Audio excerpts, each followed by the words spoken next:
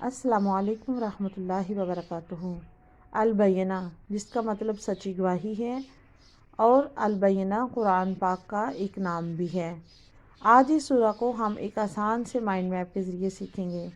سورہ البینہ کا تعارف کچھ اس طرح سے ہے کہ یہ سورہ جو ہے یہ 30واں پارہ کی سورہ ہے۔ اس میں کل 8 آیات ہیں اور یہ سورہ مدنی سورہ ہے۔ اس سورہ کا پیغام اور موضوع کیا ہے؟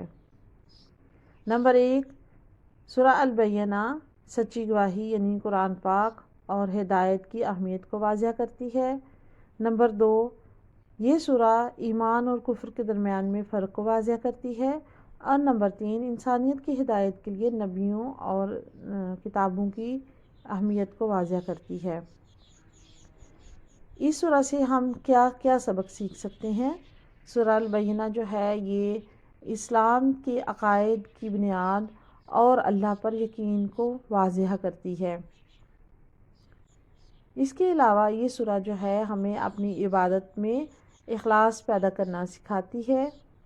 اس سورہ سے ہم یہ بھی سیکھتے ہیں کہ ایمان نہ لانے والے اور شرک کرنے والوں کو اللہ تعالیٰ کیا عذاب دیں گے۔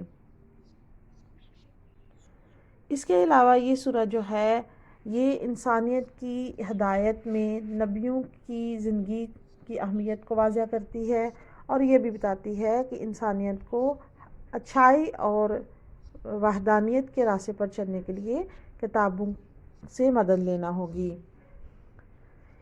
اس سورہ کو ہم عملی زندگی میں کیسے لاگو کر سکتے ہیں، کیسے اس کو اپنی زندگی میں لے کے آ سکتے ہیں؟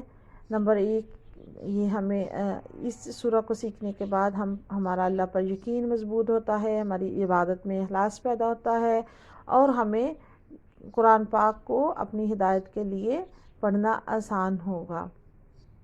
اس سورہ کو پڑھنے کے بعد ہم پہلے سے ذرا ایماندار، مہربان اور ایمان والے ہوں گے، جیسا کہ یہ سورہ کا پیغام ہے۔